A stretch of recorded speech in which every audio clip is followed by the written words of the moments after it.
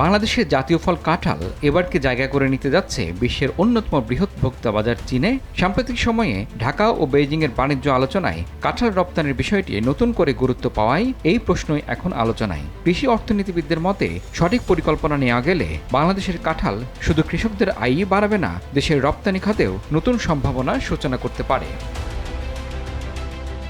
পরিসংখ্যান বলছে বাংলাদেশে প্রতি বছর প্রায় 8 থেকে 10 লাখ মেট্রিক টন কাঁঠাল উৎপাদিত হয়। উৎপাদনের দিক থেকে বিশ্বের শীর্ষ দেশগুলোর একটি হলেও দেশের অভ্যন্তরীণ বাজারে চাহিদা বেশ সীমিত। ফলে বিপুল পরিমাণ কাঁঠাল সময় মতো বিক্রি করা যায় না। সংরক্ষণ, পরিবহন ও প্রক্রিয়াজাতকরণের অভাবে উৎপাদিত কাঁঠালের একটি উল্লেখযোগ্য অংশই নষ্ট হয়ে যায়। এতে একদিকে কৃষক যেমন ন্যায্য দাম থেকে বঞ্চিত হন, অন্যদিকে দেশের কৃষি অর্থনীতিও বড় ক্ষতির মুখে পড়ে। অন্যদিকে চীন বিশ্বের অন্যতম কাঁঠাল আমদানিকারক দেশ। দেশটির বিশাল বাজারে বর্তমানে ভিয়েতনাম ও থাইল্যান্ড থেকে বিপুল পরিমাণ কাঁঠাল যায়। তবে চীনের ক্রমবর্ধমান চাহিদা পূরণে নতুন উৎস খুঁজছে দেশটি। সেই সুযোগেই আলোচনায় এসেছে বাংলাদেশের কাঁঠাল। বাজার বিশ্লেষকদের মতে ভৌগোলিক অবস্থান, উৎপাদনের পরিমাণ এবং ফলের মান বিবেচনায় বাংলাদেশও এই বাজারে গুরুত্বপূর্ণ অংশীদার হতে পারে। বিশেষজ্ঞরা বলছেন, চীনের বাজারে প্রবেশ করতে পারলে শুধু তাজা কাঁঠাল নয়, কাঁঠালের চিপস, ফ্রোজেন কাঁঠাল, ক্যানজাত কাঁঠাল, কাঁঠালের বীজ এবং অন্যান্য প্রক্রিয়াজাত পণ্যেরও বড় বাজার তৈরি হতে পারে।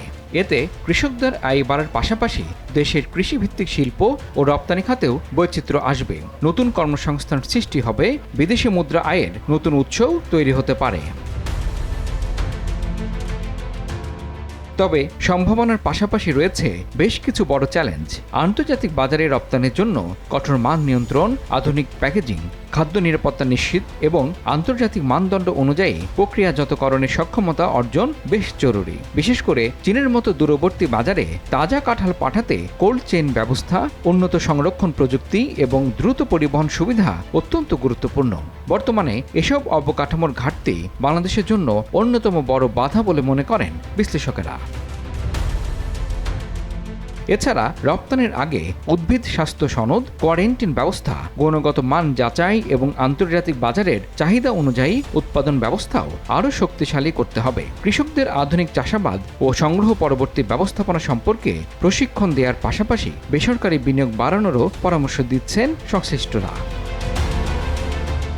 কৃষি অর্থনীতিবিদদের মতে কাঁঠালকে ঘিরে এখনই দীর্ঘমেয়াদী পরিকল্পনা নেওয়া গেলে বাংলাদেশ একটি নতুন রপ্তানি খাত গড়ে তুলতে পারে। শুধু মৌসুমি ফল হিসেবে নয়, উচ্চ মূল্যের কৃষিপণ্য হিসেবে কাঁঠালকে আন্তর্জাতিক বাজারে প্রতিষ্ঠা করার সুযোগও রয়েছে।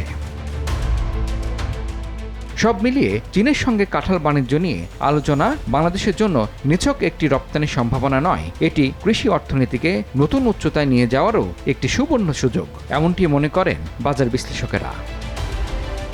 ইমরুল হাসান, RTV।